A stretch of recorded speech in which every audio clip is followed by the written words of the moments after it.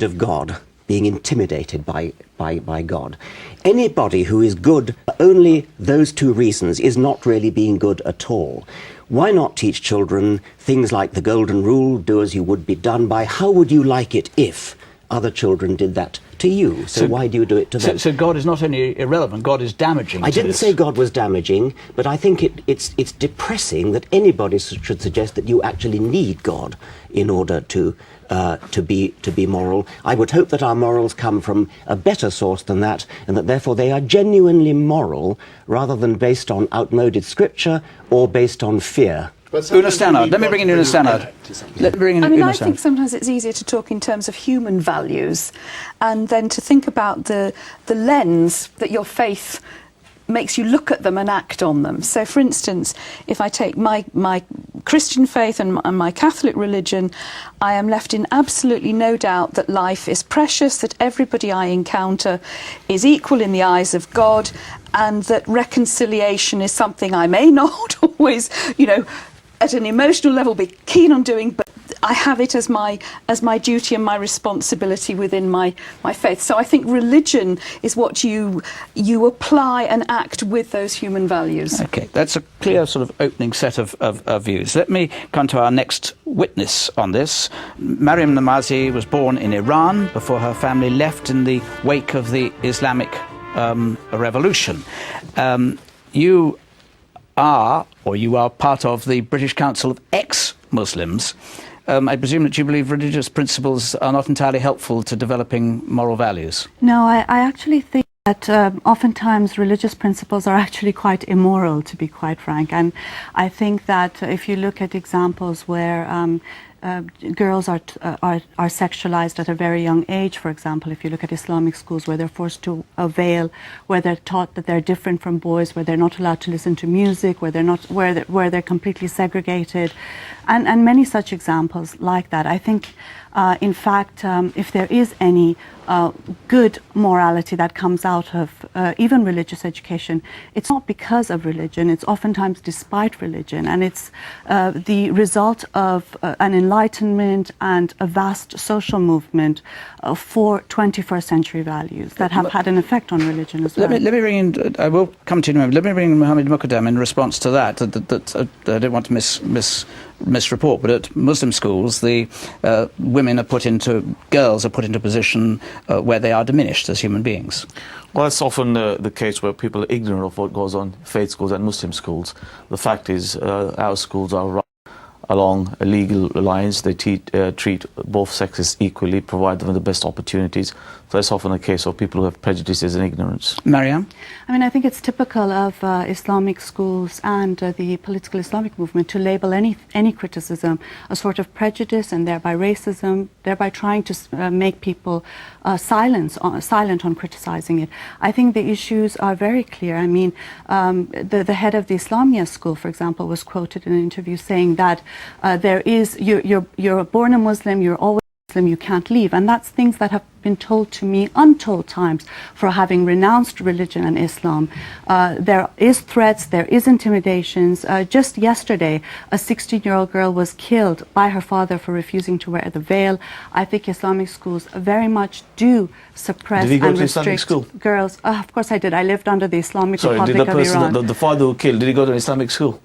I think Islamic schools, the problem with all faith schools, let me be clear that I have a problem with all faith schools, because I think if Catholic schools are a little more tame, it's because the Enlightenment has tamed them. I agree with Richard Dawkins that children do not have a religion. They shouldn't be labelled as any religion. They should be labelled human, and that is the best way to safeguard children's rights. Pause there for a second while I bring in Nadja, because you touched on this before. You are wearing the veil, you're a Muslim.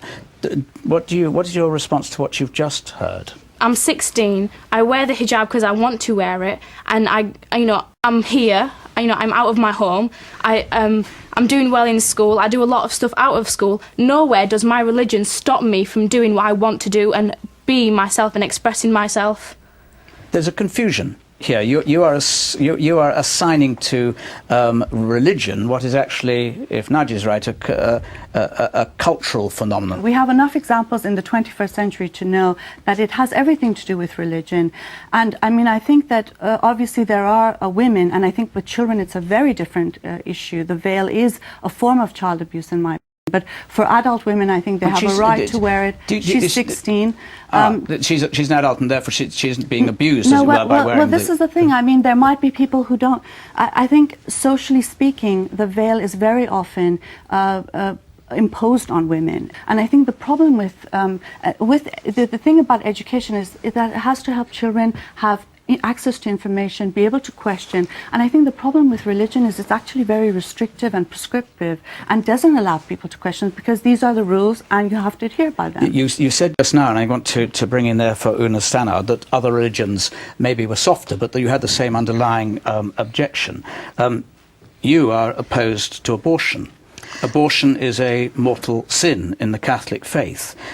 What do you say to a 16-year-old girl who's come to you and says, I've had an abortion? Well, we believe that all life is precious, it's God-given, but a young girl in the circumstances you're talking about, like anybody else in challenging circumstances or circumstances where behaviours may not have been in accordance with our beliefs, still deserves our love and our care, and that's what would happen. That's what would be given. And says to the Catholic school, are you telling me I've committed a mortal sin? And the answer to that has to be yes, which is, I'm suggesting, is really out of kilter with social values that many people think that young person should be able to free to adopt. Well, you keep referring to us being a secular society, Jonathan. I would also, just want to put down a marker that I contest that. Mm-hmm. I would say that we don't support abortion. I make no apology for that. But if we wanted to put it very tritely, I suppose I would say, whatever the sin, you always love the sinner, and you give them support, and there is always hope in the Christian faith. Barry Sheerman, is there a tension for you between the religious values on the one hand? We've heard a couple of examples, and maybe touch on another one in a moment, between that and the principles of right and wrong that a socially cohesive society needs to develop? I think that there is, but I said very early on in this discussion that religion and each faith has a wide spectrum. And what worries me is when I do visit Muslim schools, that I often see a religion that is quite an extreme version of Islam. I have Muslims in my constituency and in West Yorkshire who set up their own informal schools because of the profound influence of particularly a part of that religion that comes from Saudi Arabia, and they don't like that. So we've got to be very cautious about what faith is, how it impinges, what part of the faith, what part of the Anglican faith in terms of the evangelical wing in certain schools in this country. Well, I was going to come exactly to Bishop Peter. So there is a conflict between many in your church's attitude towards homosexuality, the practice of homosexuality, and society's views about homosexuality. If you're taking schools and young people who say to themselves, I am gay, and they want to practice homosexuality, they get into some difficulties with many who hold your faith, which makes one wonder, is there not now a mismatch between the social values of this country, because you talked a lot about the origins of our social values, and the values that are held by a great many in your church, and actually causing great schism? Yes, I mean, but the point about it is that there is a debate taking place. That's the difference, I think, that